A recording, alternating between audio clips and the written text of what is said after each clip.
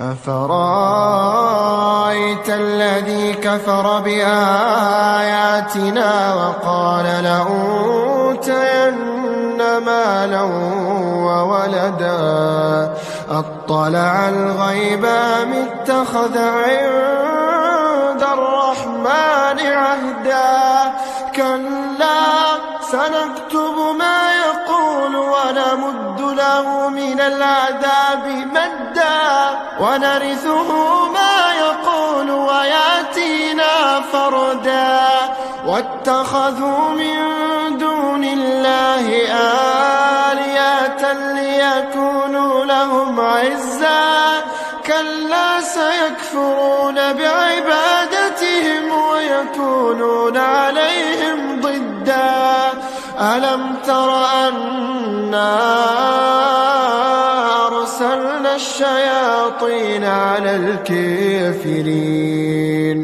على الكافرين تؤزهم أزا فلا تعجل عليهم إنما نعد لهم عدا يوم نحشر المتقين إلى الرحمن وفدا ونسوق المجرمين إلى جهنم وردا لا يملكون الشفاعة إلا من اتخذ عند الرحمن عهدا وقالوا اتخذ الرحمن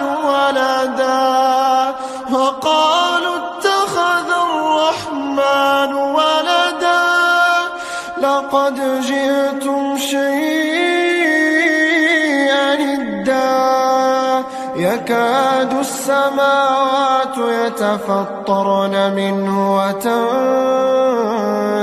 الأرض وتخر الجبال هدا أن دعوا للرحمن ولدا وما ينبغي للرحمن أن